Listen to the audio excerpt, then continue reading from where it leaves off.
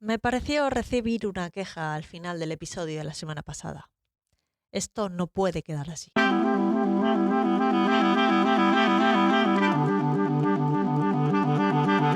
Un podcast ninja sobre Big Data, episodio 38, el aprendizaje por refuerzo más allá de los videojuegos.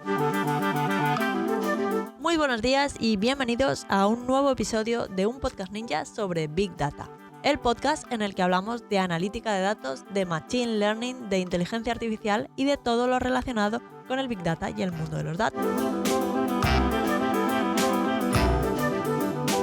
En este podcast hablamos de Big Data de manera normal, alejándonos de las ideas de inteligencia artificial de las películas y tratamos estos temas con los pies en la tierra y con sentido del humor. Además, si os interesa este mundillo y queréis profundizar un poco, podéis ir a datos.ninja y descargar el ebook La Guía Ninja del Big Data y la Inteligencia Artificial. En el episodio de la semana pasada os explicaba el funcionamiento del aprendizaje por refuerzo a través del videojuego Atari Pong, una versión setentera y muy básica del tenis. 2 líneas verticales a modo de palas, una a cada lado de la pantalla y una de ellas controlada por el ordenador. Y luego una pelotita que va de un lado a otro. Nuestra misión es entrenar un modelo de Machine Learning capaz de controlar la pala del jugador y ganar al Pong sin datos de entrenamiento, sin tan siquiera saber de qué va el juego. Lo único que marcar un gol es una recompensa y que nos marquen un gol es una penalización. Eso es lo único que sabe. Y con eso y jugar cientos, si no miles de partidas, el modelo tira millas. Bien, todo eso en el episodio de la semana pasada.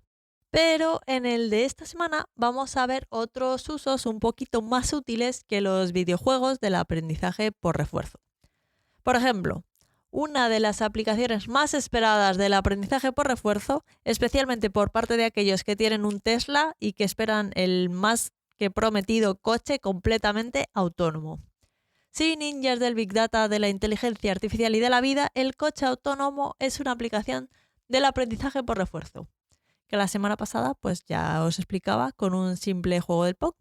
Pues lo podemos entrenar igual para jugar al Pong que para conducir un coche autónomo. ¿Cómo os quedáis? Al fin y al cabo, la conducción autónoma considera un entorno con potenciales recompensas, como sería llegar a nuestros destinos, y evitando pues penalizaciones o accidentes. Y el entorno va cambiando según el modelo de Machine Learning encargado de manejar el coche autónomo interactúe con este entorno, como sucedía con el Atari Pong, pero como a lo grande. Tan a lo grande que en realidad un coche autónomo necesita de varios modelos de Machine Learning para funcionar, no solo basta uno basado en aprendizaje por refuerzo. Pero bueno, eso ya lo podemos dejar para otro episodio del podcast, todos los modelos de Machine Learning que harían falta para que funcione un coche autónomo, cómo interactuarían unos con otros y todo eso. De momento podéis quedaros con que el aprendizaje por refuerzo sería el modelo encargado de decidir cuándo acelerar, cuándo frenar, cuándo girar. Esas decisiones las tomaría el modelo de aprendizaje por refuerzo. Otro uso bastante potente del aprendizaje por refuerzo es en la industria, tanto en el campo de la robótica como en la optimización de sistemas industriales. Pero vamos por partes. Respecto a la optimización de procesos industriales, un ejemplo muy claro fue cuando DeepMind diseñó un modelo de aprendizaje por refuerzo que consiguió reducir bastante el consumo de energía de los centros de datos de Google. Hablábamos también de este caso cuando hablábamos de DeepMind en el episodio 34. La calefacción, la ventilación, el aire acondicionado son algunos de los principales usos de la energía en un centro de datos. Y si habéis estado usando el ordenador o el móvil de manera intensiva alguna vez, os habréis dado cuenta de que se calienta. Por ejemplo, yo cuando estoy escribiendo los guiones de los podcasts, que es una cosa súper sencilla, ordenando lo que os quiero contar y eso, pues lo hago en los documentos de Google, en los de Google Drive, desde el navegador de Chrome, o sea, así directamente. Bueno, pues el ventilador de mi ordenador se pone a funcionar tan intensamente que parece que el ordenador va a despegar para ponerse en órbita. Esto es real. Imaginad entonces la cantidad de calor que generan los servidores encargados de hacer pues, cosas importantes. Pues que funcione el buscador de Google, que funcione el correo de Gmail o YouTube, o yo qué sé, o las empresas que contratan los servidores de Google para sus servicios de cloud. Esas cosas. Imagina si se calienta mi ordenador editando un documento en crop, ¿qué les puede pasar a esos servidores? Que además están todos juntos en la misma sala. Bueno, pues para mantener todos esos equipos a la temperatura correcta no basta con un ventiladorcito, sino que hace falta pues equipos industriales con bombas de frío o de calor, torres de refrigeración con sus sistemas de control asociados, y cada centro de datos tiene una arquitectura y unas características casi únicas. O sea, no son todos iguales. Y si vamos un paso más allá, podríamos no solo limitarnos al control de la temperatura en centros de datos, sino en edificios comerciales. Por ejemplo, en el Corte Inglés. En cualquiera de los dos casos, el objetivo es mantener la temperatura y la humedad del aire en unos rangos adecuados para la comodidad de los ocupantes, ya sean humanos en un centro comercial o servidores en un centro de datos, cada uno con sus requisitos. Actualmente la mayoría de torres de refrigeración se controla mediante pues, controles basados en experiencias previas y los principios de la física, obviamente. Y entonces estos centros de datos y grandes edificios comerciales funcionan con un sistema de control que, simplificando mucho, dice, pues si la temperatura de este sensor es superior a no sé qué, entonces apagamos esto y encendemos esto otro. Simplificándolo mucho, porque hay muchas cosas que encender y apagar y muchos sensores que verificar, combinaciones de valores, vamos, un follón, y cada edificio, como digo, cada sistema, pues tiene como su propia arquitectura. Pues eso, con un montón de controles que interactúan entre sí y con el entorno. Porque claro, dependiendo de si el día es soleado o lluvioso, pues afecta. O si hay más o menos gente en el edificio, o si es un centro de datos, pues si hay más o menos servidores funcionando, o rotos, o hay un pico de demanda, variables las que queráis. ¿Que todas estas cosas se pueden controlar más o menos a mano, pues con la experiencia previa? Sí. ¿Que no es lo más eficiente del mundo? Pues también. Entonces aquí, aplicar aprendizaje por refuerzo puede hacer el sistema de climatización más eficiente, ya que tiene los 3 factores de este tipo de Machine Learning, lo que vimos en el episodio de la semana pasada. 1. El modelo tiene que tomar decisiones sobre qué encender o apagar del sistema de refrigeración, o sea, tiene que tomar decisiones. 2. Estas decisiones afectan al propio entorno a partir del cual el modelo toma las decisiones. Si decide una cosa, va a pasar algo, que luego le va a llevar a tomar más decisiones. Y 3, hay una clara recompensa, que en este caso es la energía que se usa y queremos que sea pues la menor posible. Como cuando en el Pong se tomaban decisiones sobre si mover la pala hacia arriba o hacia abajo y esto afectaba la posición de la pelota, o en el caso del coche autónomo, pues se decide acelerar o frenar y esto afecta al resto del tráfico. En el caso de un sistema de control de la climatización de un edificio, si se apaga esto, sube la temperatura o baja la humedad o pasan cosas.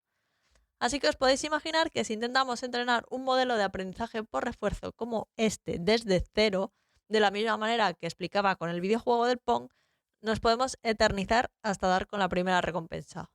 Así que lo que se hace es utilizar datos de sistemas de gestión de edificios, pues que ya se lleva esto midiendo desde hace un montón.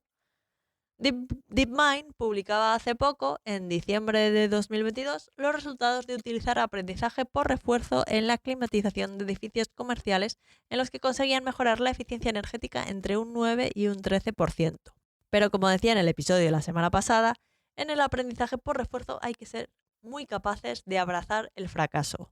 En estos resultados de los que os hablo, DeepMind enumera las dificultades de aplicar aprendizaje por refuerzo en sistemas reales, pues dificultades que no habían encontrado pues, durante las simulaciones, que sería algo más próximo a entrenar un modelo para jugar a videojuegos. El mundo real es diferente a una simulación, a pesar de lo que diga Matrix. Por ejemplo, en edificios reales no tenían acceso a un simulador y por tanto los únicos datos de los que aprender eran las propias interacciones directas con el sistema de climatización. Además, las condiciones del entorno eran dinámicas, la climatología del día, el rendimiento del sistema, la calibración de los sensores, todas esas cosas iban cambiando y no tenían tampoco muchos datos de los que aprender. Se parecía más, como si dijéramos, a entrenar el modelo desde cero, porque tampoco tenían muchos ejemplos que enseñarle al principio para ir guiándole. Y encima, las decisiones tienen que ser tomadas en tiempo real, lo que limita las soluciones de aprendizaje por refuerzo que podían usar. Pero bueno, aún con todo, consiguieron mejorar la eficiencia energética de los edificios en torno a un 10%, que no está nada mal. No está mal.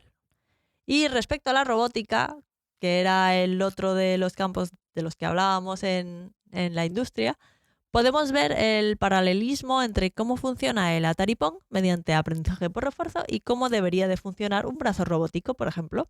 En el Atari Pong tenemos una pala que mover arriba o abajo, unas recompensas y penalizaciones y un entorno que cambia, en este caso la pelota del juego, según lo que vaya haciendo el agente. Agente es el término preciso que se utiliza en aprendizaje por refuerzo para llamar al modelo que decide cómo actuar. O sea, agente es el modelo de aprendizaje por refuerzo, vaya, por si alguna vez lo leéis por ahí. Así que el brazo robótico, de la misma manera que la pala del Pong, también se mueve, aunque en este caso pues tiene muchas más posibilidades de movimientos, arriba o abajo. También tiene que hacer algo específico para generar una recompensa. Imaginemos que lo que quiere hacer este brazo robótico es coger un objeto. Pues ya podéis visualizar que dependiendo del número de movimientos que sea capaz de hacer el brazo robótico en el espacio, pues se puede intuir, se puede ver que será bastante difícil hacer los movimientos correctos para que por simple casualidad el brazo acierte a conseguir coger una cosa y generar una recompensa. Esto implica muchísima prueba y sobre todo mucho error. Podría incluso ser uno de estos casos en los que no es posible entrenar este modelo de aprendizaje por refuerzo desde cero porque no se dan el número suficiente de recompensas como para que el modelo aprenda lo que tiene que hacer y lo que no. El espacio de posibilidades es inmenso. Pero que sea difícil no significa que no se esté trabajando en ello y es de hecho un campo muy activo de la investigación en el aprendizaje por refuerzo. Lo que pasa es que no acaba de dar el salto a la aplicación industrial precisamente pues por lo costoso que es entrenar estos modelos, simplemente mediante fuerza bruta, que es ir probando hasta encontrar la recompensa y que precisamente cuanto más compleja la tarea que tiene que hacer el modelo, pues más difícil es de encontrar esas recompensas de pura casualidad, como podréis imaginar. Así que para poder paliar un poco el número de intentos que tiene que hacer un modelo de aprendizaje por refuerzo antes de encontrar esa primera recompensa e ir así ajustando sus parámetros y hacer todos estos modelos un poco más útiles en el mundo real y más en concreto en robótica, pues lo que se hace es mostrarle lo que tiene que hacer. Por ejemplo, una persona maneja el brazo robótico hasta conseguir la recompensa y de esta manera el modelo puede ahorrarse los primeros miles de intentos que tendría que haber hecho hasta conseguirlo por sí mismo. Si es que llegara a conseguirlo y no desesperásemos todos en el intento. Es como acertar a la primera. Y este tema de meter a un humano en el proceso de entrenamiento no solo es útil para entrenar brazos robóticos, sino que también se utiliza en modelos de lenguaje como, si lo habéis adivinado, ChatGPT. Aquí el modelo genera el texto de la respuesta como lo haría cualquier modelo de lenguaje natural ante el pie de entrada que le deis. En el caso de ChatGPT, pues el modelo de lenguaje es GPT-3 o GPT-3.5 o GPT-4, el que sea. Bueno, claro. Modelos de procesamiento natural del lenguaje, me diréis, ¿dónde está el aprendizaje por refuerzo ahí? Os leo las mentes, sé que estabais pensando justo eso. Bueno, pues lo que le da calidad a ChatGPT es precisamente el aprendizaje por refuerzo y además aprendizaje por refuerzo con feedback humano. Si escuchasteis el episodio sobre ChatGPT, esto ya os sonará. Entonces, os lo cuento rápido. Periódicamente lo que se hace es entregando respuestas del modelo, de lo que genera tras el pie que le damos, el prompt, a un humano. Y el humano decide cuál de las dos está más cerca de cumplir el objetivo. Sabiendo cuál de las dos respuestas está más cerca de la recompensa, pues esto reajusta el modelo. A medida que mejora su comportamiento, continúa recibiendo comentarios humanos sobre sus respuestas y sigue refinando aún más su comprensión del cómo tiene que responder. Así que, resumiendo, hoy os he hablado de varias aplicaciones algo más útiles del aprendizaje por refuerzo que jugar al Pong. Hemos hablado de coches autónomos, de de sistemas de climatización de edificios comerciales y de centros de datos, que además supone un ahorro en energía y menos emisiones de CO2, y de robótica industrial. Y además también hemos hablado de ChatGPT y de estos modelos del lenguaje natural que tanto nos están alucinando últimamente. No está mal para algo que surgió de aprender a jugar al Go y a videojuegos de la consola Atari 2600, ¿no creéis? Y luego ya, si queréis que profundice en alguna de las aplicaciones, pues ya sabéis, me lo podéis decir en el formulario de contacto que encontraréis en datos.ninja/contactar. Y ya que estoy, os dejo una cajita por si escucháis el podcast en la aplicación de Spotify y os voy a preguntar una cosa. ¿Cuál de las 3 aplicaciones os llama más la atención o os parece más útil? A ver qué me contáis. Y eso es todo lo que os quería contar hoy. Espero que os haya gustado el episodio y que os haya quedado un poco más claro cómo funciona el aprendizaje por refuerzo y para qué sirve. No olvidéis dejar un me gusta y algún comentario en iVoox o una valoración de 5 estrellas del podcast en Apple Podcast, en Spotify, en Google Podcast o donde quiera que estéis escuchando esto. No os cuesta mucho y me ayuda un montón a llegar a más gente que esté interesada en esto del Big Data y de la inteligencia artificial.